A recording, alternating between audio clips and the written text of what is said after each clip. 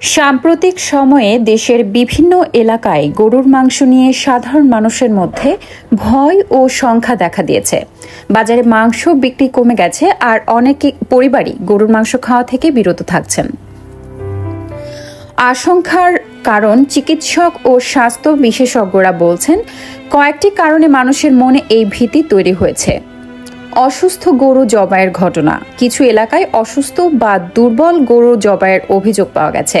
এ কারণে মাংসের সংক্রমণের ঝুঁকি নিয়ে উদ্বেগ বাড়ছে। গুজবের প্রভাব। সামাজিক যোগাযোগ মাধ্যমে গরুর মাংস খেলে নতুন রোগ হতে পারে, এমন গুজব দ্রুত ছড়িয়ে পড়ছে।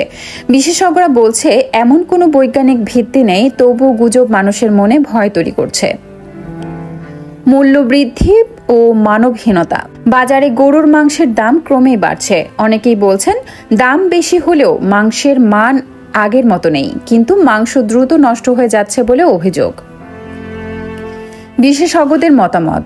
ঢাকা বিশ্ববিদ্যালয়ের পুষ্টি ও খাদ্য বিজ্ঞান বিভাগের এক অধ্যাপক জানান, গরুর মাংস খাওয়ার আগে নিশ্চিত হতে হবে পশুটি সুস্থ ও স্বাস্থ্যসম্মতভাবে জবাই করা হয়েছে কিনা।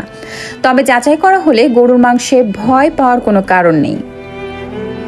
সরকারের পদক্ষেপ। পশু সম্পদ অধিদপ্তরের কর্মকর্তারা জানিয়েছেন, বাজারে অসুস্থ পশু জবাই রোধে তদারকি বাড়ানো হচ্ছে।